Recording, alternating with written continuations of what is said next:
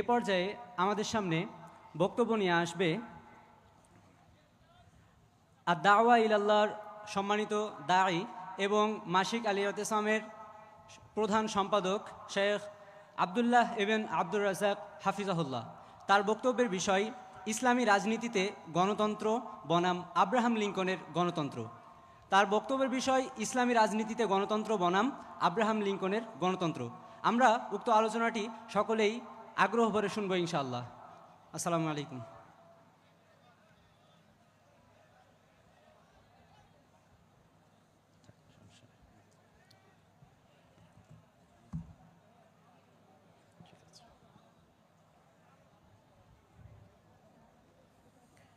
আসসালামু আলাইকুম ওয়া রাহমাতুল্লাহি ওয়া বারাকাতুহু। ইন্নাল হামদালিল্লাহ আলহামদুলিল্লাহি ওয়াহদাহু ওয়াসসালাতু ওয়াসসালামু আলা মান লা নাবিয়্যা বা'দাহ। যাবতীয় প্রশংসা হামদ ও সানা মহাপরাক্রমশালী আল্লাহ সুবহানাহু ওয়া তাআলার জন্য, যার অপরিসীম দয়া, সীমাহীন রহমত, অগণিত করুণার বদৌলতে আল জামিয়া সালাফিয়া ডাঙ্গিপাড়া পবা রাজশাহীর মাটিতে সালাফি কনফারেন্স 2025 আয়োজিত হচ্ছে। সকলেই বলি আলহামদুলিল্লাহ।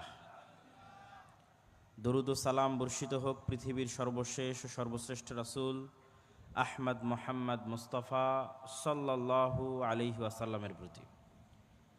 বিষয় অনেক জটিল, এই জন্য বুঝাও অনেক কঠিন।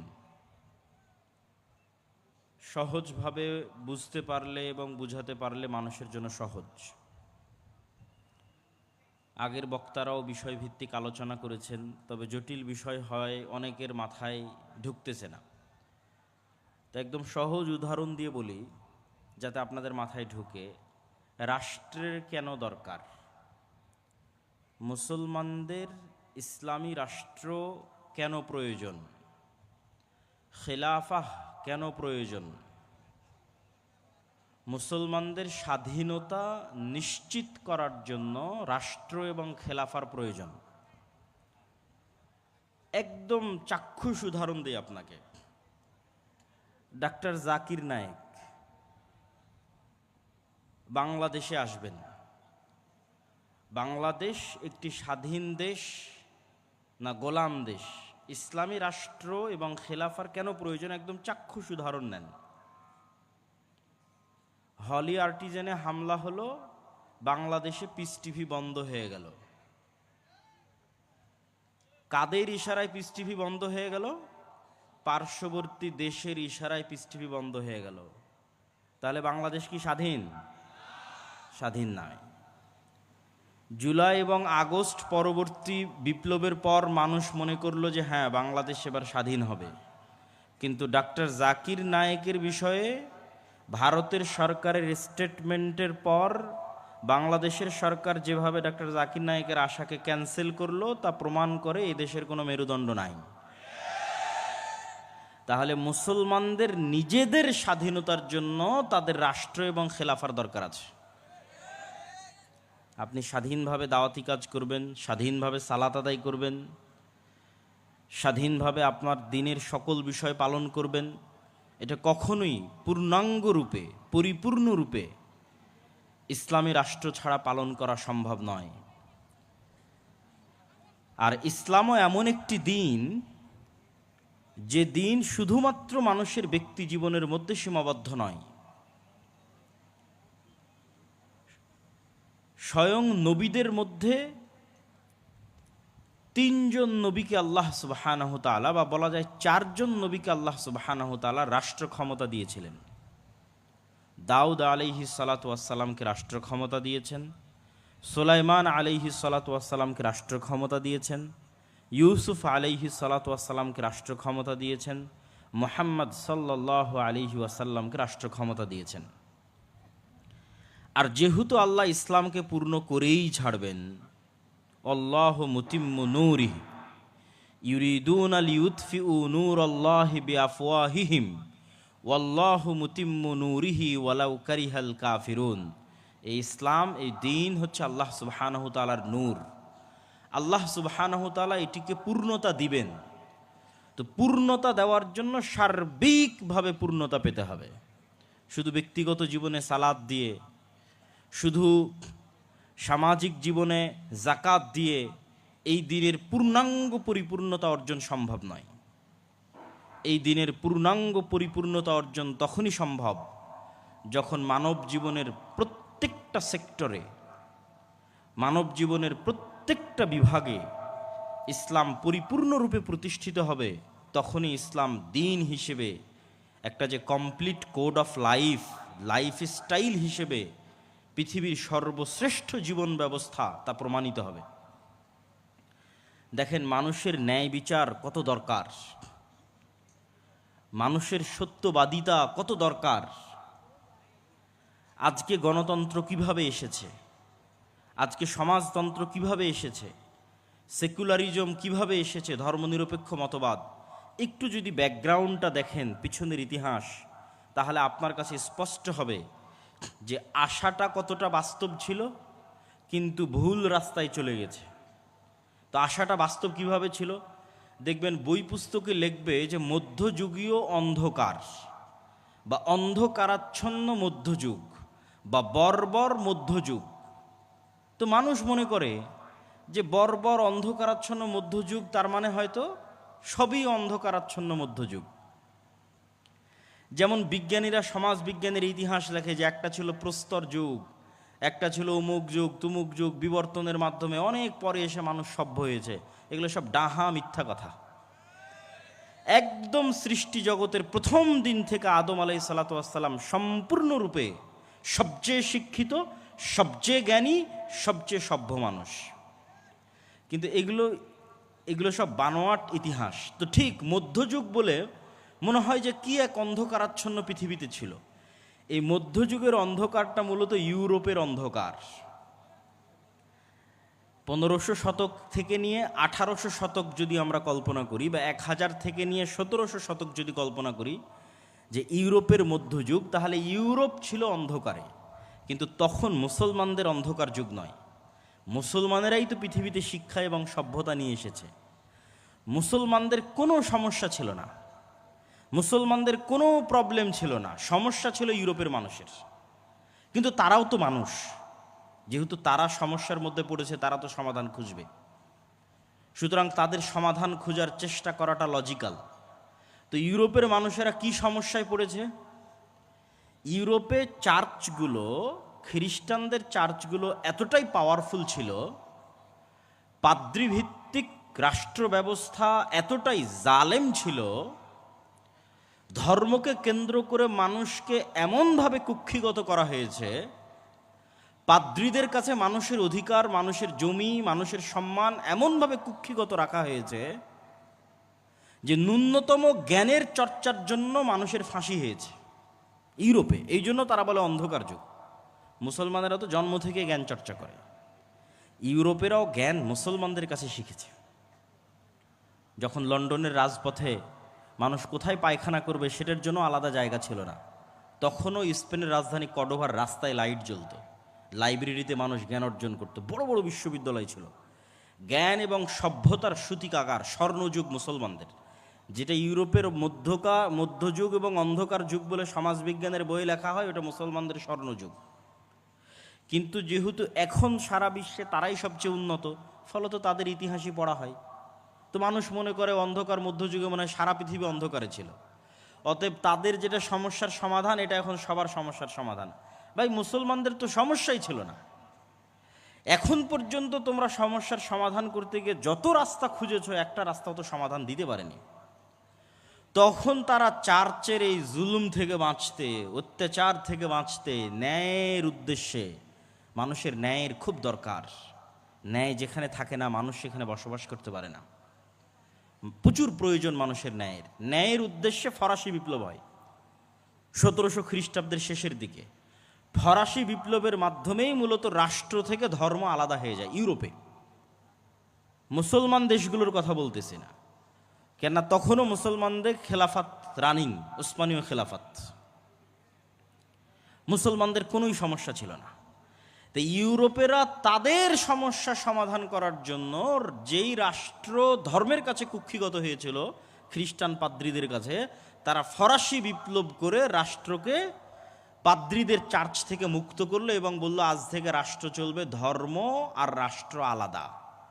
সমস্যা তাদের ছিল, সমাধান তারা খুঁজে বের করেছে, কিন্তু এটাও তাদের সমাধান দিতে পারেনি। এটার মধ্যে দিয়ে আসলো সেকুলারিজম, ধর্মনিরপেক্ষ মতবাদ।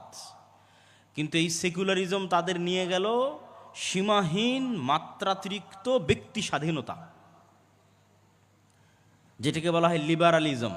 যার যেটা মন চাইবে সে সেটা করবে, যার মন চাইবে উলঙ্গ হয়ে ঘুরবে তো উলঙ্গ হয়ে ঘুরবে। কেননা এগুলো তো সব ধর্ম দিয়ে এগুলো শাসনগুলো কায়েম রাখা ছিল। তো তারা চরমভাবে ধর্মবিদ্বেষী হয়ে গেল, চার্চ বিমুখ হয়ে গেল। অতএব আমরা এখন আমাদের মতো কাপড় চোপড় পরবো, আমাদের মতো ঘুরবো, যা মনে যার যা মনে লাগে। ছেলে যদি বলে যে আমি মেয়ে হব, মেয়ে যদি বলে আমি ছেলে হব, লিবারালিজম, ব্যক্তি স্বাধীনতা। কিন্তু ব্যক্তি স্বাধীনতার মাধ্যমে সভ্যতার পতন হয়, যেটা মোকাদ্দমা ইবনে খালদুন লিখেছেন। এবং এই সভ্যতারও পতন হবে। যে সভ্যতা এখন আমেরিকা এবং ইউরোপ কেন্দ্রিক চলতেছে, এই সভ্যতা বেশি দিন টিকবে না, এই সভ্যতা ধ্বংস হয়ে যাবে। ঠিক যেভাবে আদ সামুদের সভ্যতা ধ্বংস হয়ে গেছে, লুত জাতির সভ্যতা ধ্বংস হয়ে গেছে, ভোগ বিলাসীওয়ালা সভ্যতা, ব্যক্তি স্বাধীনতাওয়ালা সভ্যতা বেশি দিন টিকে না, ধ্বংস হয়ে যায়। তো ধর্মের বিরুদ্ধে গিয়ে সেকুলারিজম, ধর্মনিরপেক্ষ মতবাদ, সেটার মাধ্যমে ব্যক্তি স্বাধীনতা, পুঁজিবাদ, যার যত টাকার মালিক হওয়ার ইচ্ছা সে তত টাকা হবে। যেটা কিছুক্ষণ আগে আমার শ্রদ্ধেয় পিতা শেখ আব্দুর রাজ্জাক বিন ইউসুফ আলোচনা করছিলেন, সুদী অর্থনীতি, এটা পুঁজিবাদী অর্থনীতি। যে যত বেশি পরিমাণে পারে টাকা উপার্জন করে নিবে, আর একজন যদি গরিব থেকে গরিব হয় কোনো সমস্যা নেই। তো যখন এই পুঁজিবাদী অর্থনীতি এবং মাত্রাতিরিক্ত ব্যক্তি স্বাধীনতার চর্চা হলো, তখন আসলো সমাজতন্ত্র। যে না, এইভাবে তো সমাজ চলতে পারে না। একজন মালিক হতে হতে কোটি টাকার মালিক হচ্ছে, আর একজন শ্রমিক হিসেবে তার কাজ করে খেতে খেতে তার দিন চলে না, এভাবে চলতে পারে না। আর ব্যক্তি স্বাধীনতার নামে মানুষ যা ইচ্ছা তাই করতেছে, এভাবে চলতে পারে না, এভাবে সমাজ ধ্বংস হয়ে যাচ্ছে। অতএব সমাজকে বাঁচাতে হলে সমাজে সবাই সমান, এটার নাম সমাজতন্ত্র। সমাজে সবাই সমান, কেউ কারো চেয়ে বেশি নয়, সবাই সেম নিয়ম মেনে চলবে, সেম মূলনীতি মেনে চলবে, সেম কাপড় পরিধান করবে, সবাই মিলে টাকা উপার্জন করবে, করে এসে সবাই মিলে সমানভাবে ভাগ করে নিবে, কেউ ব্যক্তিগতভাবে আলাদা টাকার মালিক হতে পারবে না। এটার উত্থান ঘটল রাশিয়াতে, কার্ল মার্কস, লেনিন, চায়নাতে।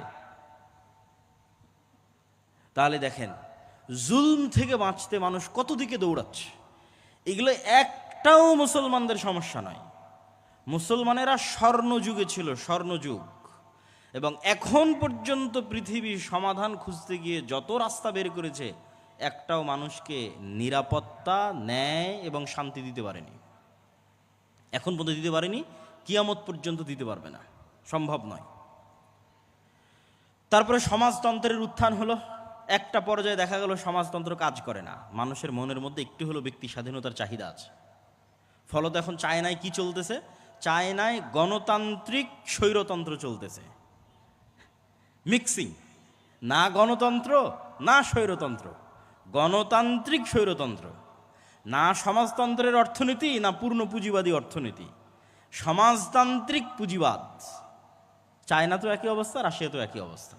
তাহলে এখন সমগ্র পৃথিবীতে সবচেয়ে বেশি যে আইডিওলজি, যে আদর্শের উপর মানুষ আছে, সেটা হচ্ছে শাসন ব্যবস্থা চলবে ডেমোক্রেটিক ওয়েতে, গণতান্ত্রিক ওয়েতে, অর্থনীতি চলবে পুঁজিবাদী সুদী অর্থনীতিতে। সমাজতন্ত্র আদর্শিকভাবে এটার সাথে ফাইট দিয়ে টিকতে পারেনি, বিদায় নিয়েছে। কেননা তুলনামূলক গণতন্ত্র রাজতন্ত্রের চাইতে ভালো, তুলনামূলক গণতন্ত্র স্বৈরতন্ত্রের চাইতে ভালো, তুলনামূলক পুঁজিবাদী সিস্টেম মানুষের কাছে সমাজতন্ত্রের চাইতে ভালো। তুলনামূলক স্বৈরতন্ত্রে থাকলে আপনি কথাও বলতে পারবেন না, দাওয়াতি কাজও করতে পারবেন না, মানুষকে ডাকতেও পারবেন না। গণতন্ত্রের নামে অন্তত আপনি বক্তব্য দিতে পারছেন, মানুষকে ডাকতে পারছেন, আলোচনা করতে পারছেন, প্রতিবাদ করতে পারছেন। তো এই জন্য এখন পর্যন্ত এই সিস্টেমের উপর পৃথিবী দাঁড়িয়ে আছে। এখন সমস্যা হচ্ছে এই সমাধানগুলো খুঁজে বের করেছে ইউরোপিয়ানরা তাদের সমস্যার সমাধান করতে গিয়ে, আর এগুলো প্রত্যেকটার সমাধান ইসলামে আগে থেকেই মজুদ আছে। যেমন ইসলামে রাষ্ট্র চলবে না ডেমোক্রেটিক ওয়েতে, ইসলামে অর্থনীতি চলবে সমাজতান্ত্রিক ওয়েতে না পুঁজিবাদী ওয়েতে, ইসলামে রাষ্ট্রের খেলাফাহ সিস্টেম, এটা বর্তমান যে পার্লামেন্টারি সিস্টেম আছে তার চেয়ে শতগুণ উন্নত, স্বৈরতন্ত্র এবং রাজতন্ত্রের চেয়ে শতগুণ উন্নত। সবচেয়ে ব্যালেন্সড হচ্ছে খেলাফা। এখানে যেমন খলিফা আল্লাহর কাছে দায়বদ্ধ, ঠিক তেমনি সে পরিপূর্ণরূপে স্বৈরাচারও তার পক্ষে হওয়া সম্ভব নয়, কেননা শুরার হাতে ক্ষমতা আছে। আর এই গণতান্ত্রিক ওয়েতে যে আমলাতান্ত্রিক জটিলতা তৈরি হয়েছে, হাসনাত আবদুল্লাহ কয়দিন আগে বক্তব্যে বলতেছিল যে এই রুম থেকে চিঠি লেখে পাশের রুমে পাঠানোর জন্য, ওই চিঠি আবার পোস্ট অফিসে যায়, পোস্ট অফিস থেকে তারপরে পাশের রুমে আসে। মানে আপনি কোনো একটা কাজ করতে যাবেন সচিবালয়ে, তো এই গণতান্ত্রিক সিস্টেম যেইভাবে আমলাতান্ত্রিক জটিলতা তৈরি করে রেখেছে, কোনো একটা কাজ 5 বছরের নিচে 10 বছরের নিচে বের করা সম্ভব নয়। কোনো একটা মামলা 20 বছরের নিচে 40 বছরের নিচে 50 বছরের নিচে মানুষের সমাধান করা সম্ভব নয়। তাহলে এই সিস্টেম কি ন্যায় দিতে পারবে? কোশ্চিনকালেও এই সিস্টেম ন্যায় দিতে পারবে না। কিন্তু খেলাফা খুব ট্রান্সপারেন্ট, খুব সহজ, দ্রুত মানুষের দরজায় ন্যায় পৌঁছে দেওয়া, এটা হচ্ছে ইসলামী রাষ্ট্র ব্যবস্থার মূলনীতি। সবচেয়েতে মানুষের উপকারী রাষ্ট্রীয় ব্যবস্থা হচ্ছে খেলাফা। আহলুল হাল্লি ওয়াল আকদ, যারা জ্ঞানী গুণী ব্যক্তি, তারা একত্রিত হয়ে বসে নিজেকে বাদ দিয়ে চিন্তা করবে কে নেতৃত্বের যোগ্য। যেমন এখন যে সরকারেরা ক্ষমতায় আছে, এরা যে কোনো রাজনৈতিক সরকারের চাইতে ন্যূনতম হলো ভালো দেশ চালানোর চেষ্টা করবে, অথবা চেষ্টা করেছে। যা পরে যারা আসবে তারাও বুঝবে, আগে যারা চলে গেছে তারাও বুঝবে। কেন? এই কারণে যে এখানে নির্বাচনের পদ্ধতিটা ছিল খেলাফা পদ্ধতিতে। মানুষ নিজেকে বাদ দিয়ে চিন্তা করবে যে কে যোগ্য, তাকে দায়িত্ব দাও। আর যখনই আপনি চিন্তা করবেন যে না আমিই হব, আর একজন বলবে যে না আমিই হব, তখন যে বিভেদ, কাড়াকাড়ি, বিদ্বেষ, হিংসা এবং মারামারি তৈরি হবে, এটা কখনো নেতৃত্বের পদ্ধতি নয়। তো যাক, আমার বক্তব্যের ধারাবাহিকতায় একটু সামনের দিকে আগাই। তাহলে রাষ্ট্রের দরকার আছে, যেটা বক্তব্য দিয়ে শুরু করেছি। রাষ্ট্রের সমাধান মুসলমানদের কাছে আগে থেকেই আছে, যে রাষ্ট্র চলবে খেলাফা সিস্টেমে, আর অর্থনীতি চলবে ইসলামী অর্থনীতি, না পুঁজিবাদ না সমাজতন্ত্র। ব্যক্তি টাকা ইনকাম করবে, ব্যক্তি মালিক হবে, কিন্তু জাকাতও দিতে হবে, সমাজের গরিব শ্রেণীকে ওসরও দিতে হবে। ভারসাম্য, সবচেয়ে সুন্দর, সবচেয়ে দামি, সবচেয়ে ব্যালেন্স সিস্টেম। এখন রাষ্ট্র কিভাবে তৈরি করবেন? আধুনিক বিজ্ঞান বলতেছে যে 4টে জিনিসের উপর রাষ্ট্র তৈরি হয়। জনগণ থাকতে হয়, নিজস্ব জমি ভূখণ্ড থাকতে হয়, সরকার থাকতে হয়, সার্বভৌমত্ব থাকতে হয়। আর মোকাদ্দমা ইবনে খালদুন লিখতেছেন যে 4টা জিনিসের উপর ভিত্তি করে রাষ্ট্র টিকে থাকে। উনি বেশিরভাগ ইসলামিক হিস্ট্রিরই পর্যালোচনা করেছেন। সেই 4টে জিনিসের 1 নাম্বার বলেছেন আসাবিয়াহ, আইডিওলজি, নির্দিষ্ট আদর্শের উপর কট্টর হওয়া, নির্দিষ্ট আদর্শের উপর শক্ত হওয়া। এটা ছাড়া কোনোদিন রাষ্ট্র প্রতিষ্ঠা হয় না। যেমন যারা সমাজতান্ত্রিক রাষ্ট্র প্রতিষ্ঠা করেছে, ওরা সমাজতন্ত্রের আদর্শের উপর খুব কট্টর, খুব শক্ত ছিল। আজকে যারা গণতান্ত্রিক রাষ্ট্র প্রতিষ্ঠা করতেছে, তারা সবাই দেখবেন, সবার মুখে বলি যে গণতন্ত্রই মুক্তি, গণতন্ত্রই মুক্তি, সবাই বলবে, বিনা বাক্য ব্যয়ে বলবে। তার মানে গণতন্ত্রের উপর কট্টর হওয়াই গণতান্ত্রিক রাষ্ট্র প্রতিষ্ঠার মূল শর্ত। সমাজতন্ত্রের উপর কট্টর হওয়াই সমাজতান্ত্রিক রাষ্ট্র প্রতিষ্ঠার মূল শর্ত। আজকে ইসরায়েলেরা রাষ্ট্র প্রতিষ্ঠা করেছে ইহুদিবাদের উপর কট্টর হওয়ার মাধ্যমে। আজকে হিন্দুরা রাষ্ট্র প্রতিষ্ঠা করেছে হিন্দুত্ববাদী আদর্শের উপর কট্টর হওয়ার মাধ্যমে। তো মুসলমানেরা একদিনে রাষ্ট্র তৈরি করতে পারবে, ইসলামী রাষ্ট্র। শুধু বলতে হবে যে হিন্দুরা যেমন সাহস করে বলতে পেরেছে যে না আমাদের হিন্দুত্ববাদকে আমরা রাষ্ট্রের প্রতিষ্ঠা করব, মুসলমানদেরকে সাহস করে বলতে হবে যে না আমরা কট্টরভাবে ইসলামে বিশ্বাসী এবং রাষ্ট্রে ইসলাম প্রতিষ্ঠা করব। যখন কট্টরভাবে বলতে পারবেন, সেই দিন রাষ্ট্র প্রতিষ্ঠা হয়ে গেছে। আসাবিয়া, খুব শক্ত হতে হবে নিজের দিনের উপর, নিজের ধর্মের উপর। এটাই স্বাধীনতা, এটাই ইসলামী রাষ্ট্র প্রতিষ্ঠার মূল শর্ত। এবং উখুওয়াত, ভ্রাতৃত্বও তৈরি হবে মানুষের ইসলামিক আইডিওলজির উপর ভিত্তি করে, কালিমাতু লা ইলাহা ইল্লাল্লাহর উপর ভিত্তি করে। 2 নম্বরে উনি বলছেন রাষ্ট্র প্রতিষ্ঠার জন্য ন্যায় লাগবে। রাষ্ট্র টিকে থাকে ন্যায়ের উপর ভিত্তি করে। কেন রাষ্ট্রের বিচারকরা, রাষ্ট্রের সরকারেরা মূলত আল্লাহ সুবহানাহু ওয়া তাআলা যে দায়িত্ব পালন করে থাকেন সেই দায়িত্ব পালনের কাজ করে। আল্লাহ বিচার করবেন, তিনি সকল বিচারকের বিচারক, বিচার করা তার দায়িত্ব, পৃথিবী পরিচালনা করা তার দায়িত্ব। তাহলে সাময়িকভাবে যখন আপনি রাষ্ট্র ক্ষমতার মালিক, তখন আপনি কি কুলিল্লাহুম্মা মালিকাল মুলকি তুতিল মুলকা মান তাশা, আল্লাহর এই বিশাল রাজত্বের মধ্যে ন্যূনতম রাজত্বে সামান্য সময়ের জন্য আল্লাহ আপনাকে দিল। মানে যেটা আল্লাহ সুবহানাহু ওয়া তাআলার গুণ, যে উনি রাজাধিরাজ, মালিকাল মুলক তুতিল মুলকা মান তাশা, ওই গুণ থেকে ন্যূনতম একটা গুণের আল্লাহ সুবহানাহু ওয়া তাআলা সামান্য সময়ের জন্য পৃথিবীর একটা সামান্য অংশের সামান্য ক্ষমতা আল্লাহ সুবহানাহু ওয়া তাআলা আপনার হাতে দিল। তো এই জন্য এখানে ন্যায় লাগবে। ন্যায় ছাড়া আল্লাহ সুবহানাহু ওয়া তাআলার আদর্শের সাথে মিলবে না। এখানে আল্লাহ ন্যায় পরায়ণ। ন্যায় যেখানে নাই, ওই রাষ্ট্র ব্যবস্থা ভেঙে পড়বে। গত 16 বছর যে রাষ্ট্র ব্যবস্থা চলেছে ভেঙে গেছে, টিকতে পারেনি। ন্যায় না থাকলে কোনো রাষ্ট্র ব্যবস্থা টিকবে না। আসাবিয়া লাগবে, নিজের দিনের উপর শক্ত হতে হবে। 2 নম্বর, ন্যায় প্রতিষ্ঠার প্র্যাকটিস শুরু করতে হবে। 3, মুকাদ্দাম ইবনে খালদুনে তিনি লিখেছেন যত রাষ্ট্র ধ্বংস হয়ে গেছে ভোগ বিলাসিতার কারণে, এবং 4 নম্বর দুর্নীতির কারণে ধ্বংস হয়ে গেছে। ইসলামী রাষ্ট্র মানে সবাই হিজাব করবে, সবাই পর্দা করবে, সবাই নামাজি হবে, এটা তো অবশ্যই আছে। কিন্তু সবাই ধরেন সালাত আদায় করলো, সবাই হিজাব করলো, পর্দা করলো, কিন্তু সবাই একজন আরেকজনের উপর জুলুম করতেছে, তাহলে এটা ইসলামী রাষ্ট্র নয়। সবাই উমরা করে এসে, হজ করে এসে, রাতে তাহাজ্জুদের সালাত আদায় করে এসে ঘুষ খাচ্ছে, সুদ খাচ্ছে, মানুষকে হত্যার আদেশ দিচ্ছে, এটা ইসলামী রাষ্ট্র নয়। ইসলামী রাষ্ট্র মানে যেখানে প্রত্যেকটা মানুষ তার ন্যায় বুঝে পাবে, 1 টাকাও দুর্নীতি হবে না, সেটা ইসলামী রাষ্ট্র। যে রাষ্ট্রের দুর্নীতি আছে ওই রাষ্ট্র টিকবে না, যে রাষ্ট্রে অন্যায় আছে ওই রাষ্ট্র টিকবে না, আর যে রাষ্ট্রের মানুষ ভোগ বিলাসী সে রাষ্ট্রও টিকবে না। আর সবাই চাইবে যে আমরা ভোগবিলাসী থাকি। আমি সব শেষে বলবো যে আমরা কিভাবে ইসলামী রাষ্ট্র প্রতিষ্ঠা করতে পারি, সব শেষে গিয়ে আলোচনা করব। তো এখন সারমর্মে চলে আসি যে আমাদের কাছে সমাধান আছে, কিন্তু আমরা এই বিশাল গোলক ধাঁধায় পড়ে গেলাম কিভাবে? আমাদেরকে ইউরোপিয়ানরাই এই গোলক ধাঁধায় ফেলে দিয়েছে। ফেলে দেওয়ার সুযোগ কখন পেল? ফেলে দেওয়ার সুযোগ পেল যখন সমগ্র বিশ্বে ইউরোপীয় উপনিবেশ প্রতিষ্ঠিত হলো। 200 বছর যাবৎ প্রায় সমগ্র বিশ্বে ইউরোপ দখল করে নিয়েছিল। এই ইউরোপীয়, আজকে মুসলমানদের যত সমস্যা, সব সমস্যার গোড়া হচ্ছে ইউরোপীয় উপনিবেশ।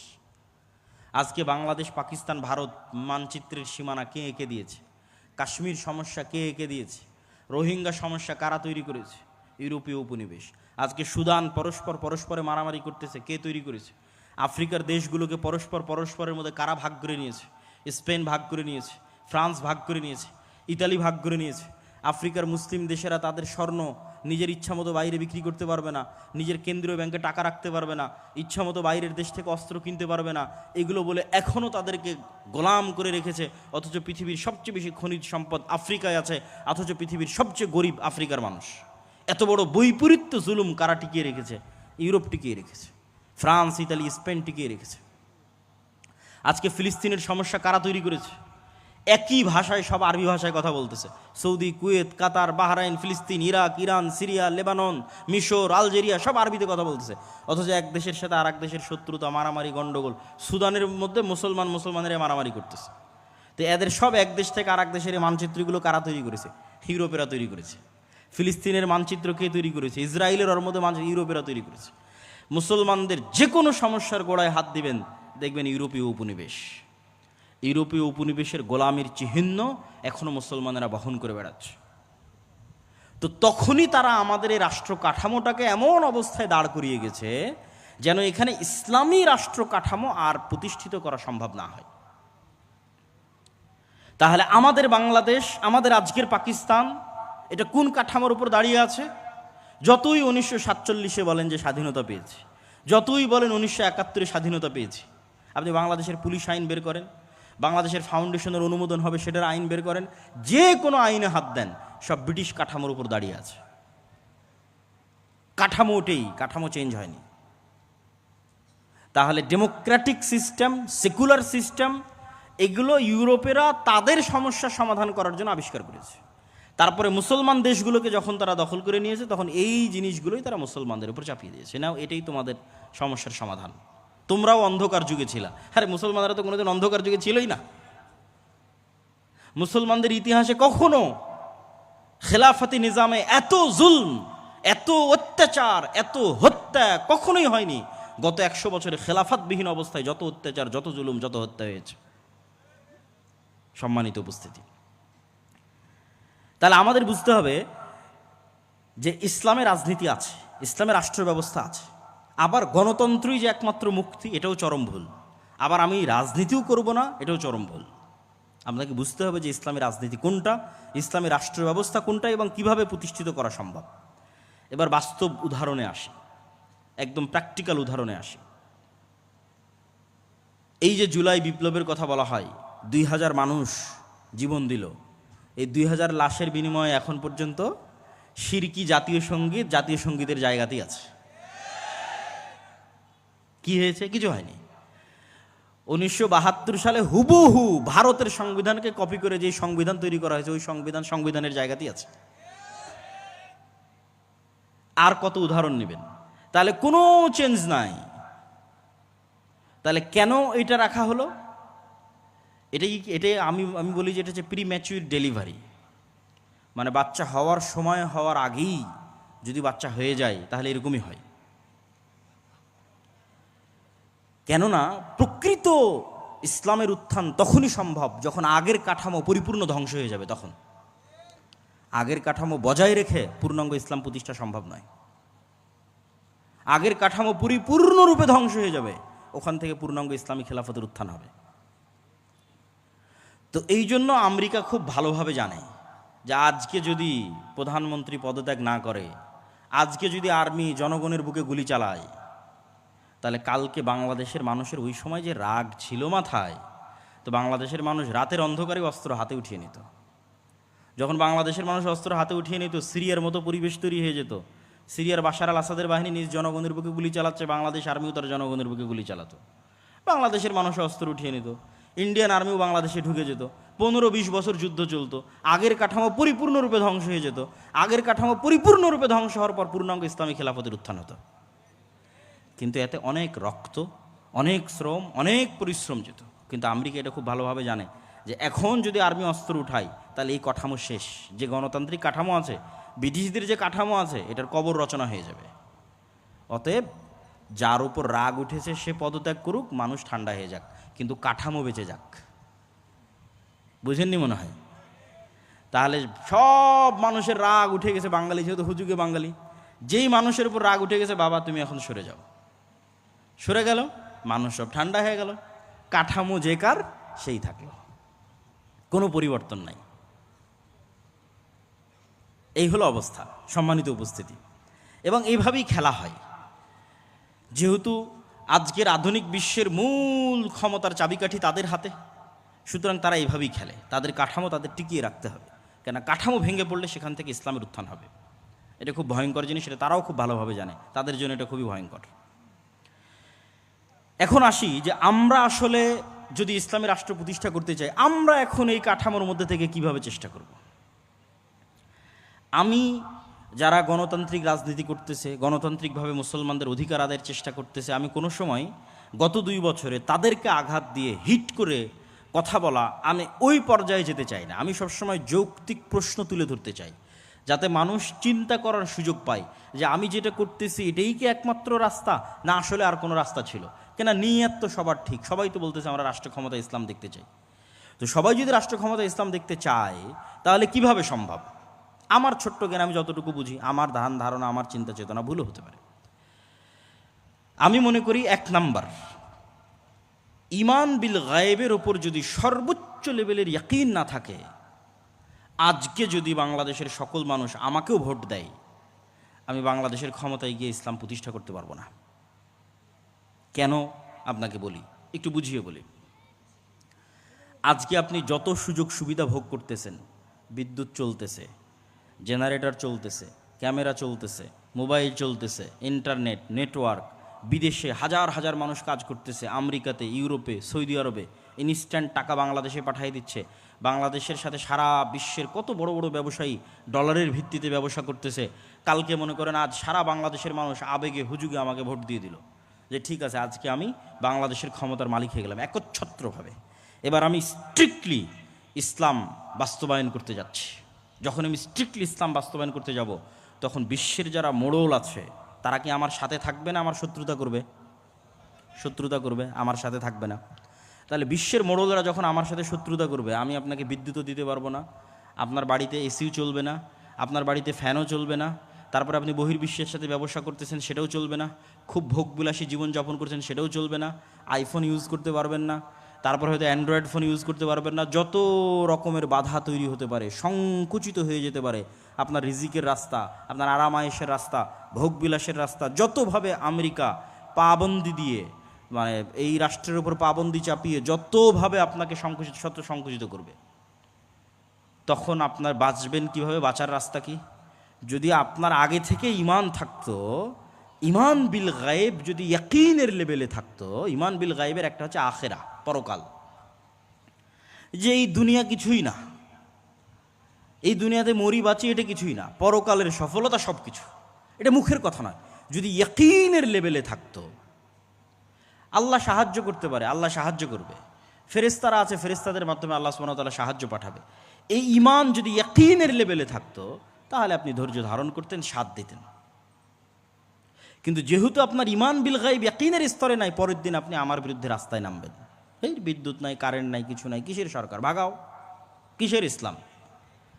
কেন আপনি তো যেই লেভেলে আছেন ওই লেভেল থেকে ধাপ করে নিচে নামতে পারবেন না। আফগানিস্তান ওরা টিকে গেছে কেন?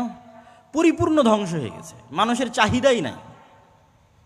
40 বছর থেকে যুদ্ধ চলতে চলতে মানুষের চাহিদাই নাই। কোনো মতে যদি জীবনের নিরাপত্তা পাওয়া যায়, কোনো মতে যদি ন্যায় বিচারের নিরাপত্তা পাওয়া যায়, সেটাই আমাদের জন্য যথেষ্ট, তখন টিকে গেছে। তাহলে ঈমান বিল গায়েব লাগবে ইয়াকিনের স্তরে, অন্তত 90% মানুষের।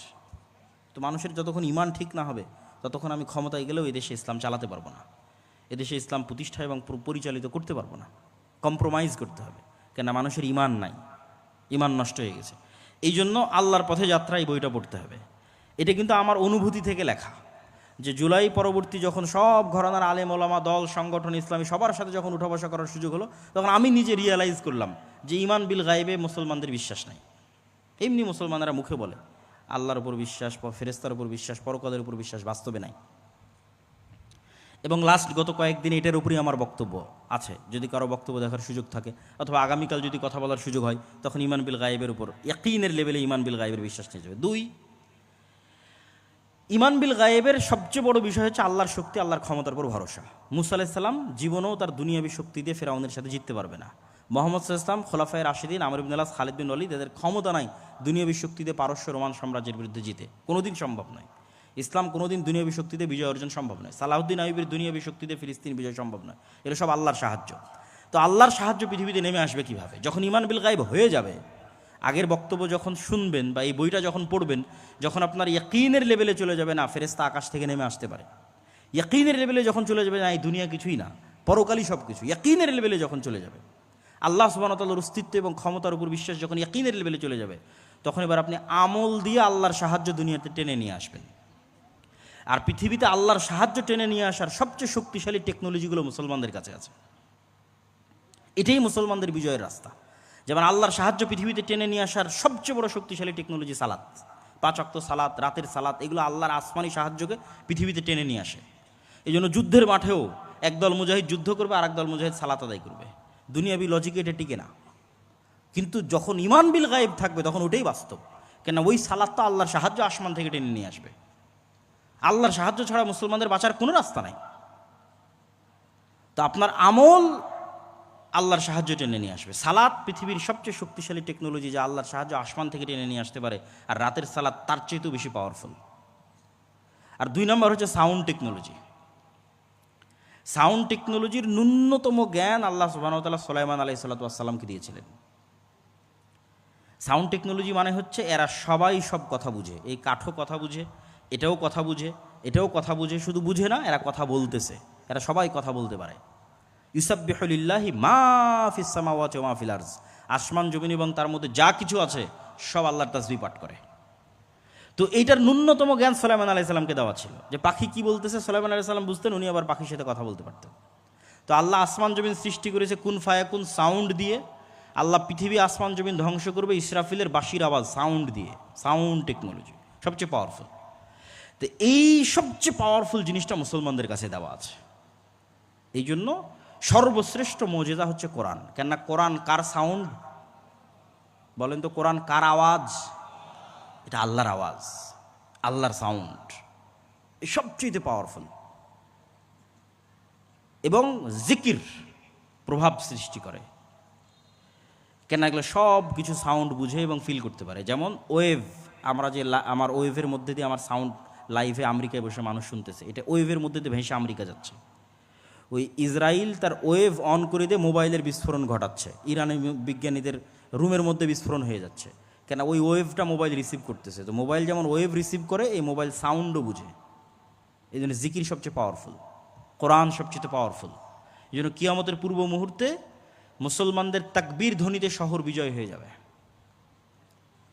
তাহলে মুসলমানেরা যখন আমলের মাধ্যমে আল্লাহর সাহায্যকে আসমান থেকে টেনে নিয়ে আসবে আর ইমান বিল গায়েব ইয়াকিনের লেভেলে চলে যাবে, 3 নাম্বার প্রকৃত নেতৃত্বের বিকাশ লাগবে। সবই করলাম, ইমান আছে, আমল করলাম, কিন্তু প্রকৃত নেতৃত্বের বিকাশ হলো না। বানু ইসরায়েলদের মধ্যে প্রকৃত নেতৃত্বের বিকাশ হয়নি। মুসলমানদের ইউরোপীয় উপনিবেশের 200 বছর শাসনের কারণে মুসলমানদের নেতৃত্বের চরিত্র ধ্বংস হয়ে গেছে। নাই কোনো মুসলমানের মধ্যে ইল্লা মান রাহিমা রব্বি নেতৃত্বের চরিত্র নাই। সব মুসলমান নামাজ পড়তেছে, জাকাত দিচ্ছে, রোজা রাখতেছে, মুখে ইমানের কথা বলতেছে, কিন্তু সবাই মুনাফিক। লাম ইয়াদখুলিল ঈমান ফি কুলুবিহিম, কলবে ঈমান ঢোকেনি। যখনই কথা বলে মিথ্যা বলে। ওই দা ওয়াদা আখলাফা, ওয়াদা করলে ভঙ্গ করে। ওই যে তুমি না খানা, দায়িত্ব দিলে আমানতের খেয়ানত করে। এই স্বভাবগুলো কোথায় থেকে পেয়েছে? এগুলো বানু ইসরায়েলদের স্বভাব। ইউরোপীয় উপনিবেশে গোলামির মাধ্যমে স্বভাবগুলো অর্জন করেছে। আর বানু ইসরায়েলেরা ফেরাউনের গোলামি করে স্বভাব অর্জন করেছে। মুসা আলাইহিস সালামও যদি বানু ইসরায়েলদের সাথে বড় হতো, মুসা আলাইহিস সালাম এরকম হয়ে যেত। এই জন্য আল্লাহ মুসা আলাইহিস সালামকে ন্যায় পরায়ণতা, সত্যবাদিতা, আমানতদারিতার নেতৃত্বের মৌলিক গুণের উপর বড় করার জন্য ফেরাউনের বাড়িতে বড় করেছে। কেন? ফেরাউনের বাড়িতে রিজিকের সংকট ছিল না, মারামারি ছিল না, কাটাকাটি ছিল না, হিংসা ছিল না, বিদ্বেষ ছিল না। প্রিন্স যেভাবে বড় হয় সেভাবে বড় হবে। তাহলে জন্মগত স্বভাবের উপর বড় হবে, জন্মগত সত্যবাদিতা, ন্যায় পরায়ণতা, আমানতদারিতার উপর বড় হবে। আর গোলাম মারামারি করবে, কাটাকাটি করবে, হিংসা করবে, বিদ্বেষ করবে, সে তো নেতা হতে পারবে না। এই জন্য ইউরোপিয়ানরা ডেমোক্রেসিকে, গণতন্ত্রকে আরও জিইয়ে রেখেছে মুসলিম দেশগুলোতে, যারা মুসলমানদের মধ্যে যাতে কোনো দিন প্রকৃত নেতার আবির্ভাবই না হয়। কেননা যখনই গণতান্ত্রিক রাজনীতিতে অংশগ্রহণ করবেন, আরেকজনের বিরুদ্ধে বলবেন, মিথ্যা বলবেন, তারপরে হিংসা করবেন, বিদ্বেষ করবেন, তাহলে তো আপনি আল্লাহর দৃষ্টিতে প্রকৃত নেতা হতেই পারবেন না। ক্ষমতা তো আল্লাহ দিবে, তা আল্লাহর দৃষ্টিতে তো প্রকৃত নেতা হতে হবে, ক্ষমতা পাওয়ার যোগ্য হতে হবে।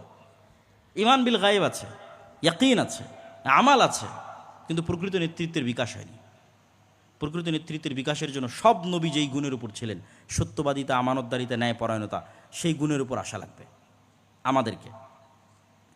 সত্যবাদিতা, ন্যায় পরায়ণতা, আমানতদারিতা, এইভাবে যখন কেউ এই গুণের উপর চলে আসবে, যেটা আল্লামা ইকবাল বলেছিলেন, সাবাক ফিরসে পার সাদাকাত কা, শুজাআত কা, আদালত কা, লিয়া জায়গা তুঝসে কাম, দুনিয়া কি ইমামত কা। উনি গোটা ইউরোপ, আমেরিকা সব সফর করে দেখেছেন যে মুসলমানদের কোনো সমস্যাই নাই। কেন? উনি সব আইডিওলজি বুঝেন। কিরে, এরা তো গণতন্ত্রের পিছিয়ে ছুটতেছে, এরা সমাজতন্ত্রের পিছিয়ে ছুটছে, এর চেয়ে ভালো সমাধান তো মুসলমানদের কাছে আছে, তাহলে এরা পারতেছে না কেন? এগুলো সব উনি বুঝতেন। সব বুঝে উনি সামারি বের করলেন, মুসলমানদের কাছে এত সুন্দর নামাজ আছে, এত সুন্দর সালাত আছে, জিকির আছে, সবই আছে মুসলমানদের কাছে, এত সুন্দর পরিবার ব্যবস্থা আছে, পৃথিবীতে কোথাও নাই, তাও মুসলমানেরা মাজলুম কেন? তো সামারি বের হলো, মুসলমানদের নেতৃত্বের যোগ্যতা তৈরি হওয়ার সব রাস্তা ইউরোপিয়ানরা বন্ধ করে রেখে দিয়েছে। এরা পরস্পর মারামারি করবে, কাটাকাটি করবে, হিংসা বিদ্বেষ করবে, দুর্নীতি করবে, এই স্বভাবের উপর এদেরকে বড় করো। আফ্রিকায় সব বড় বড় মুসলিম দেশের রাষ্ট্রনেতারা টাকার কাছে বিক্রি হয়ে যায়। বাংলাদেশের নেতারাও দেখবেন যে টাকার কাছে, ক্ষমতার কাছে বিক্রি হয়ে যায়। পাকিস্তানের নেতারা বিক্রি হয়ে যায়। কেন? কারো সত্যবাদিতা, ন্যায় পরায়ণতা, আমানতদারিতা নাই। তুমি বলেছো মুসলমানেরা তোমাদের কাছে সব আছে, তোমরা সত্য বলা শিখো, ন্যায় পরায়ণ হওয়া শিখো, আমানতদার হওয়া শিখো, আল্লাহ তোমাদেরকে পুনরায় পৃথিবীর নেতৃত্ব দিয়ে দেবে। বলেন ইনশাআল্লাহ।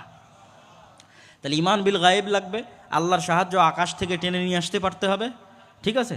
আর আগের যে কাঠামো আছে, ওই কাঠামো পরিপূর্ণরূপে ধ্বংস হতে হবে, আর তার উপর প্রকৃত নেতৃত্বের আবির্ভাব হতে হবে, প্রকৃত নেতার আবির্ভাব হতে হবে। সম্মানিত উপস্থিতি, পরকালমুখী চিন্তা ছাড়া আপনি ধৈর্য ধারণ করতে পারবেন না, সবর করতে পারবেন না। আর সবর আর ধৈর্য ছাড়া রাষ্ট্র প্রতিষ্ঠা করতে পারবেন না। আল্লাহ সুবহানাহু ওয়া তাআলা আসহাবুল উখদুদের বর্ণনা দিয়েছেন। বক্তব্যের শেষে কয়েকটা কোরআনের আয়াত বলে বক্তব্যের শেষের দিকে চলে যাব। আল্লাহ সুবহানাহু ওয়া তাআলা আসহাবুল উখদুদের বর্ণনা দিয়ে বলছেন, ওয়ামা নাকামু মিনহুম ইল্লা আন ইউমিনু বিল্লাহিল আজিজিল হামিদ। গর্ত খোঁড়া হয়েছে, আগুন জ্বালানো হয়েছে, মানুষ গর্তে ঝাঁপিয়ে পড়তেছে। তো আল্লাহ বলতেছে এই মানুষগুলো গর্তে ঝাঁপিয়ে পড়তেছে বা এই মানুষগুলোকে আগুনে ফেলে দেওয়া হয়েছে কোনো কারণে নয়, শুধু একটাই কারণে, যারা আজিজুন হামিদ মহাপরাক্রমশালী আল্লাহর উপর বিশ্বাস রাখতো, শুধু এই কারণে আগুনে ফেলা হচ্ছে। আম হাসিবতুম আন তাদখুলুল জান্নাহ ওয়ালাম্মা ইয়াতিকুম মাসালুল লাযিনা খালাউ মিন ক্বাবলিকুম। তোমরা কি মনে করো জান্নাত এত সহজ, ইসলামী রাষ্ট্র প্রতিষ্ঠা হয়ে যাবে এত সহজ? অথচ অতীতের মানুষেরা যেরকম মাজলুম হয়েছে তোমরা এরকম মাজলুম হবে না। তো এরকম মাজলুম হওয়ার জন্য যখন মানসিক প্রস্তুতি তৈরি হয়ে যাবে তখন সেখান থেকে রাষ্ট্রের উত্থান হয়। এটাও ইবনে খালদুন লিখেছেন। ঠিক মুহাম্মদ সাল্লাল্লাহু আলাইহি ওয়াসাল্লাম যেভাবে করেছে সেভাবে রাষ্ট্রের উত্থান হয়। আসেন, আল্লাহর এই আয়াতগুলোর উপর যদি কেউ ভরসা রাখে, এই যে ঈমান বিল গায়ব ইয়াকিনের লেভেলে রাখে, কোরআনের উপর বিশ্বাস যদি কেউ ইয়াকিনের লেভেলে রাখে, তারপরে যদি সামনে আগায়, তাহলে এই আয়াতগুলো তাদের জন্য। ওয়ালাউ আন্নাহুম আকামুত তাওরাত ওয়াল ইনজিল ওমা উনজিলা ইলাইহিম মির রাব্বিহিম।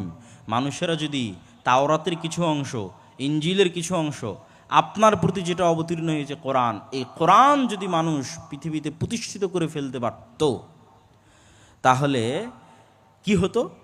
লা উকিলু লা আকালু মিন ফাওকিহিম ওয়া মিন তাহতি আরজুলিহিম। তাহলে তারা আসমান থেকে ওদের রিজিকের ব্যবস্থা করা হতো, মাটির নিচ থেকে ওদের রিজিকের ব্যবস্থা করা হতো। বলেন আল্লাহু আকবার। এটা আল্লাহর ওয়াদা। তা আমাদের তো ঈমান বিল গায়ব নাই, আল্লাহর শক্তি এবং ক্ষমতার উপর বিশ্বাস নাই, আল্লাহ ফেরেশতাদের সাহায্য করতে পারে সেটার উপর বিশ্বাস নাই। ফলত আমি তো এই রিস্কগুলো নিব না, আমি সবসময় কম্প্রোমাইজ করতে চাইব। কম্প্রোমাইজ করতে করতে এই লেভেলেরও কম্প্রোমাইজ করবো যে যদি এখন যেখানে শিরক হচ্ছে সেই মন্দিরও যদি পাহারা দেওয়া লাগে তাও পাহারা দিয়ে হলেও ক্ষমতায় যাব। কেননা ঈমান বিল গায়ব নাই। সম্মানিত উপস্থিতি, আল্লাহ সুবহানাহু ওয়া তাআলা বলছেন, ওয়ালাউ আন্না আহলাল কুরা আমানু ওয়াত্তাকাউ লাফাতাহনা আলাইহিম বারাকাতিম মিনাস সামাই ওয়াল আরজ। যদি কোনো একটা এলাকার মানুষ ঈমান আনে, আল্লাহকে ভয় করে, তাহলে আসমান এবং জমিনের সকল বরকতের দরজা ওদের জন্য উন্মুক্ত করে দেওয়া হবে। বলেন আল্লাহু আকবার। আল্লাহ সুবহানাহু ওয়া তাআলা বলছেন, ওয়া'আদাল্লাহুল্লাযীনা আমানু মিনকুম। তোমাদের মধ্যে যারা ঈমান এনেছে, ওয়া আমিলুস সালিহাত। তোমাদের মধ্যে যারা সৎ আমল করে। ঈমান, সৎ আমল। ঈমান থাকবে ইয়াকিনের লেভেলে, সৎ আমল দিয়ে আসমান থেকে সাহায্য নেমে আসবে। লা ইস্তাখলিফান্নাহুম ফিল আরজি কামা ইস্তাখলাফাল্লাযীনা মিন ক্বাবলিহিম। তাহলে তোমাদের অতীতে যারা চলে গেছে তাদেরকে যেমন আল্লাহ বিজয় দিয়েছে, রাষ্ট্র ক্ষমতা দিয়েছে, দাউদ, সুলাইমান, ইউসুফ, মুহাম্মদ সাল্লাল্লাহু আলাইহি ওয়াসাল্লাম, পরবর্তীতে খোলাফায়ে রাশিদিন, তাহলে আল্লাহ তোমাদেরকে ওইভাবে পুনরায় তোমাদেরকে আল্লাহ সুবহানাহু ওয়া তাআলা পৃথিবীতে প্রতিষ্ঠিত করবে, যাতে তোমরা কি করতে পারো? বিনা ভয়ে আল্লাহর ইবাদত করতে পারো এবং পৃথিবীতে কোনো শিরক না থাকে সেটি যেন তোমরা নিশ্চিত করতে পারো। সম্মানিত উপস্থিতি, এই আয়াতগুলোকে সামনে রেখে আমরা এতটুকুই আজকের আলোচনার সর্বশেষে এসে এতটুকুই বলতে চাই যে ইসলামী রাষ্ট্র মুসলমানদের লাগবেই, খুবই জরুরি। কিন্তু এই ইসলামী রাষ্ট্র কিভাবে প্রতিষ্ঠিত হবে সেটাও আমাদের শিখতে হবে এবং আমাদের দুর্বলতা, আমাদের কাজের জায়গা কোথায় সেটাও আমাদের বের করতে হবে। তা আপনি বলবেন যে এগুলো সব উদ্ভট কথা, এগুলো দিয়ে কি আসলে বাস্তব কাজ কি করতে হবে? বাস্তব যদি কিছুই কাজ করার খুঁজে না পান, তাহলে অন্তত ইহুদিদের থেকে কিছু শিখার আছে। ইহুদিরা পৃথিবীর জনসংখ্যায় সবচেয়ে কম, অথচ পৃথিবীর সবচেয়ে বড় দেশের কন্ট্রোল তাদের হাতে। এই কাজগুলো অন্তত যে কেউ করতে পারবে। সেই কাজগুলো হচ্ছে শক্তিশালী প্রতিষ্ঠান তৈরি করা, শক্তিশালী মিডিয়া, শক্তিশালী অর্থনৈতিক প্রতিষ্ঠান। সারা বাংলাদেশের সব মসজিদ মাদ্রাসা মিলেও এক ব্রাকের সমান হতে পারবে না। ব্রাক অর্থনৈতিকভাবে যতটা শক্তিশালী, সারা বাংলাদেশের সব মসজিদ মাদ্রাসা মিলে অতটা শক্তিশালী হতে পারবে না। সারা বাংলাদেশের সব ইসলামিক ফাউন্ডেশন, ইসলামিক এনজিও মিলে তার সমান হতে পারবে না। কিন্তু ওই লেভেলের চিন্তা তো আমাদের মাথায় কাজ করে না। আমাদের মাথায় কাজ করে, হ্যাঁ সবাই আজকে একবারে রাজপথে নেমে একদিনেই সব কায়েম হয়ে যাবে। একবারে রাজপথে তো সব মুসলমানেরাই নেমেছিল, সব তো নামাজি রোজাদার ছেলেপেলেরাই তো সব শহীদ হয়েছিল, তো ক্ষমতা তো সব এনজিওর হাতে চলে গেল। তাহলে আগে থেকে যদি ওই জায়গায় আপনার গ্রিফট না থাকে, কন্ট্রোল না থাকে, আপনি লক্ষ লক্ষ মানুষ রাস্তায় নামলেও দেখবেন যে দিন শেষে ক্ষমতা তাদের হাতে। এই জন্য এই জায়গাগুলোতে তো অন্তত ফাইট দেওয়ার সুযোগ আছে, সচিবালয়ে কাজ করার সুযোগ আছে, মিডিয়াতে কাজ করার সুযোগ আছে। বাংলাদেশের মিডিয়া কাদের কন্ট্রোলে? দেখেন, খুঁজে দেখেন কাদের কন্ট্রোলে। তো এই জন্য আমি বলি যে শক্তিশালী শিক্ষা প্রতিষ্ঠান লাগবে, শক্তিশালী মিডিয়া লাগবে, শক্তিশালী অর্থনৈতিক প্রতিষ্ঠান লাগবে, আমর বিল মারুফ আর নাহি আনিল মুনকারের পরিশ্রম লাগবে, ন্যায় প্রতিষ্ঠার আন্দোলন লাগবে। আর আগে যেগুলো বলেছি সেগুলো তো পূর্ব শর্ত, ওগুলো ছাড়া এগুলো করলেও কোনো লাভ নাই। মানে ইসলাম যদি রাষ্ট্র ক্ষমতায় আনতে চাওয়া হয় ওগুলো তো আগে লাগবেই, তার পাশাপাশি এই জিনিসগুলোর চর্চা করতে হবে। এগুলো তো মুসলমানরা করতে পারে। সব যত মুসলমানদের সংগঠন আছে, দল আছে, রাজনৈতিক অরাজনৈতিক, সবাই মিলেও তো চিন্তা করতে পারে যে না আমরা এটার পিছনে ইনভেস্ট করি। কিন্তু দেখবেন যে না, সবার ইনভেস্টের চিন্তা চেতনা আমাকে এখনই ইমিডিয়েট এখনই ক্ষমতায় যেতে হবে। ভাই, যেহেতু গণতন্ত্র কোনোদিন ন্যায় প্রতিষ্ঠা করতে পারবে না, মানে গণতন্ত্র থাকলে জুলুম থাকবে, জুলুম থাকলে মানুষ এটাকে একদিন না একদিন সহ্য করতে পারবে না, এ কথাই ঠিক। যেমন জুলাইয়ে সহ্য করতে পারেনি, আজ থেকে 15 বছর পর আবার দেখবেন বাংলাদেশের মানুষ রাস্তায় নেমে গেছে কারো না কারো বিরুদ্ধে। তো তোমাকে আজকেই ক্ষমতায় যেতে হবে এটা জরুরি নয় তো। আগামী 30 বছর পর কীভাবে বাংলাদেশের রাষ্ট্র ক্ষমতায় যাওয়া যাবে? সবাই তো 90% মুসলমানের দেশ। অন্তত যেই সমস্ত জায়গাগুলোতে এনজিওগুলো দখল করে আছে, মিডিয়াগুলো দখল করে আছে, ওই সমস্ত জায়গাগুলো অন্তত মুসলমানদের দখলে চলে আসে। বড় বড় ব্যবসায়ী সব মুসলমানেরা হোক, ইসলামপন্থী ব্যক্তিরা বড় বড় ব্যবসায়ী হোক, চেষ্টা করুক। তাহলে পরবর্তী 15-20 বছর পর যখন এরকম আন্দোলন হবে, যেহেতু অন্যায় থাকবে, অন্যায় থাকলে মানুষ আন্দোলন করবে, তখন অন্তত মানুষ যেন রাস্তায় নেমে বলতে পারে যে না, ওই হুজুগে নয়, এবার একদম ক্ষমতা ইসলাম প্রতিষ্ঠা করেই ঘর থেকে বিদায় নিব, আগের কাঠামোকে সম্পূর্ণরূপে ধ্বংস করেই আমরা ঘরে ফিরব। তো ওইটার জন্য তো কাজ করার অনেক সুযোগ আছে, অসংখ্য জায়গা আছে কাজ করার। বাংলাদেশের ইসলামী দল, ইসলামী রাজনৈতিক অরাজনৈতিক সংগঠন কেউ জানেই না যে সরকার প্রাথমিক বিদ্যালয়ে গানের শিক্ষক নিয়োগ দিয়ে দিয়েছে। তাহলে প্রাথমিক বিদ্যালয়ে গানের শিক্ষক কে নিয়োগ দিল? ও 50 বছর থেকে কাজ করতেছে প্রাথমিক বিদ্যালয়ে গানের শিক্ষক নিয়োগ দেওয়ার জন্য। আর ওই জায়গায় আমার কোনো সোর্সই নাই, কোনো নিউজই নাই। কেউ যদি একটু ইসলামপন্থী থাকে তাহলে সে যেন উঁচু পদে না যেতে পারে, ঠিক আছে? সচিবালয়ে বিভিন্ন জায়গায় বদলি উমুক টুমুকের স্বীকার করে ওকে যেন ডিমোশন করা হয়। এগুলো কারা করে? ঘরে বসে থেকে একদল মানুষ করে, যাদের হাতে মিডিয়া আছে, যাদের হাতে এনজিও আছে। ওই জায়গাগুলোতে অনেক কাজ করার সুযোগ আছে, সম্মানিত উপস্থিতি। এই জন্য আমরা আমাদের জায়গা থেকে ক্ষুদ্র পরিসরে যে কাজগুলো করার চেষ্টা করতেছি, এই কাজগুলো ব্যাপকভাবে করা সম্ভব। যেমন শতভাগ মুসলমানকে কোরআন এবং দিন শিখানো, এটা মক্তবের মাধ্যমে আপনি করতে পারবেন। শতভাগ মসজিদে আপনি শতভাগ মুসলমানের সন্তানের কোরআন এবং দিন শিখানোর ব্যবস্থা করেন। এই মুসলমানের সন্তানেরাই তো পরবর্তীতে বড় হয়ে ওসি, ডিসি, এসপি হবে, মন্ত্রী, মিনিস্টার হবে। তাদেরকে আপনি সত্যবাদিতা, আমানতদারিতে, ন্যায়পরায়ণতা শিখান, যাতে এরা টাকার কাছে বিক্রি না হয়, যাতে এরা ক্ষমতার চাপের কাছে নত না হয়। একটা সৎ প্রজন্ম তৈরি করেন, ইমান বিল গায়েবের উপর ইয়াকিন রাখে, পরকালের উপর ইয়াকিন রাখে, এরকম একটা সৎ প্রজন্ম তৈরি করেন। তারপরে এই যে সুদ হচ্ছে গোলামির দ্বিতীয় মাধ্যম। আজকে সারা বিশ্বের মুসলিম কান্ট্রিগুলোকে গোলাম রাখা হয়েছে সুদ দিয়ে। ফেরাউন বানু ইসরায়েলদের গোলাম রাখতো সুদ দিয়ে। মদিনায় ইহুদিদের কন্ট্রোল ছিল সুদ দিয়ে। এই জন্য আল্লাহ নবী মদিনায় গিয়ে সবার আগে সুদে ব্যবসার উপর আঘাত হেনেছে। এখানে আল্লাহ নবী জানতো সব তো ইহুদিদের কন্ট্রোলে। এখানে যদি অর্থনীতিতে মুসলমানরা বিজয় না হয় তো ইহুদিদের অধীনেই থাকতে হবে। আল্লাহ নবী হিজরত করে আব্দুর রহমান বিন আওফ, ওসমান, জুবাইর ইবনে আওয়াম সবকে বললেন তোমরা ব্যবসা করো, সবাই তো তোমরা ব্যবসা জানো, খালি হাতে আসতো তো কি হয়েছে? আনসারিরা তোমরা এদের টাকা দাও, ব্যবসা করো।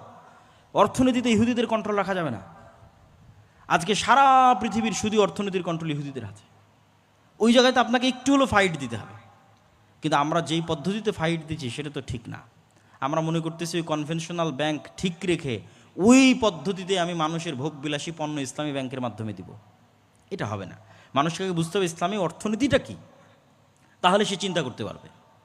তো যেমন আমরা কর্জে হাসানা ন্যূনতম হলেও শুরু করেছি, সবাই নিজ নিজ জায়গা থেকে শুরু করতে পারে, যে মানুষ যেন সুদের সাথে সম্পৃক্ত না থাকে। সুদের সাথে সম্পৃক্ত থাকা আর মিথ্যা বলা সমান। আর মিথ্যা বলা মানে আর নেতা হতে পারলো না, শেষ। ওর নেতা হওয়ার ক্রেডিবিলিটি, যোগ্যতা সব শেষ। ওর কোনো দিন আল্লাহ সুবহানাহু ওয়া তাআলার দৃষ্টিতে নেতা হতে পারবে না। তাহলে নেতা না হতে পারলে স্বাধীনও হতে পারবে না। তো এই জন্য শুধু অর্থনীতির বিরুদ্ধে যুদ্ধ করতে হবে, শক্তিশালী শিক্ষা প্রতিষ্ঠান তৈরি করতে হবে, শক্তিশালী মিডিয়া তৈরি করতে হবে। যেখানে মাসিক আল ইতিসাম আমাদের ন্যূনতম প্রয়াস, এর চেয়েও যদি ভালো কারো করার সুযোগ থাকে, কিশোরে আমাদের ন্যূনতম প্রয়াস, আরও যদি কারো ভালো করার সুযোগ, মেইন স্ট্রিমের মিডিয়া যদি কেউ দখল করতে পারে, যেতে পারে, খুব ভালো। সম্মানিত উপস্থিতি, তো এই ন্যূনতম প্রয়াসগুলোকে আমাদের ধীরে ধীরে আস্তে আস্তে সামনের দিকে এগিয়ে নিয়ে যেতে হবে। এবং মানসিকভাবে দাওয়াতের মাধ্যমে, দাওয়াতি কাজ কোনোদিন ছোট কাজ নয়। ছোট কাজ হলে 950 বছর নূহ আলাইহিস সালাম দাওয়াতি কাজ করতেন না। দাওয়াতি কাজ কখনো হেলায় ফেলায় ফেলে দেওয়ার জিনিস নয়। দাওয়াতি কাজের মধ্যেই বিপ্লব চলে আসে। এই রকম কোনো একটা প্রজন্ম চলে আসলে, আল্লাহ কবুল করলে ওর মধ্যেই বিপ্লব চলে আসবে। যে প্রজন্মের ইমান বিল গায়ব ইয়াকিনের লেভেলে যেই প্রজন্মে রাতে রাতে সালাত আদায় করে, যেই প্রজন্ম জিকিরের মাধ্যমে সালাতের মাধ্যমে আল্লাহর সাহায্য দুনিয়াতে ডেকে নিয়ে আসে, যেই প্রজন্ম ন্যায় পরায়ণতা, সত্যবাদিতা, আমানতদারিতার উপর প্রতিষ্ঠিত, টাকার কাছে ক্ষমতার কাছে মাথা নত করে না, যেই প্রজন্মের মধ্যে তার নিজের দিনের উপর আস্থা বিইয়া আছে যে শতভাগ আমার নবীর দিনই ঠিক, আমি ন্যূনতম আমার নবীর দিনে কোনো ছাড় দিব না, এইটার উপর ভিত্তি করে ইসলামী রাষ্ট্র প্রতিষ্ঠা করব, এরকম একটা প্রজন্ম তৈরি হয়ে গেলে আল্লাহ সুবহানাহু ওয়া তাআলা যদি কবুল করে যে কোনো মুহূর্তে হয়ে যেতে পারে। আল্লাহ সুবহানাহু ওয়া তাআলা যেন আমাদের সেটির লক্ষ্যে কাজ করার তৌফিক দান করে। আল্লাহুম্মা আমিন। ওয়া আখির দাওয়ানা আনিল হামদুলিল্লাহি রাব্বিল আলামিন। আসসালামু আলাইকুম ওয়া রাহমাতুল্লাহি ওয়া বারাকাতুহু। অনেকেই হয়তো রাতের খাবার খেয়েছেন কিনা আমি জানি না, এবং এখনও খাবার আছে কিনা। তবে আমাদের আজকের অনুষ্ঠান এখানেই শেষ। আগামীকালকে দার্সে কোরআন আছে, প্রশ্নোত্তর আছে। দার্সে কোরআনের পরই প্রশ্নোত্তর, এবং প্রশ্নোত্তরের পরে সকাল 10টায় রাবেদাতুল মাদারিস সালাফিয়া আল জামিয়া সালাফিয়ার সাথে অধিভুক্ত প্রতিষ্ঠানগুলোর এখানে সার্টিফিকেট বিতরণ আছে। তারপরে জুমার খুতবার সালাত আছে। জুমার খুতবার পর আবার আসরের পর থেকে আমাদের আল্লামা ইবতিসাম ইলাহি জহির তার বক্তব্য আছে। আগামীকাল জুমার খুতবার পরও তিনি বক্তব্য দিবেন, আগামীকাল রাতেও তিনি বক্তব্য দিবেন, এবং আমাদের আরও অন্যান্য মেহমানেরা আছে, তারা উপস্থিত থাকবেন। তো এই বিষয়গুলোকে গুরুত্ব দিয়ে আপনারা স্বাভাবিকভাবে সুন্নাত বজায় রেখে জীবনযাপন করার চেষ্টা করুন। আসসালামু আলাইকুম ওয়া রাহমাতুল্লাহি ওয়া বারাকাতুহু।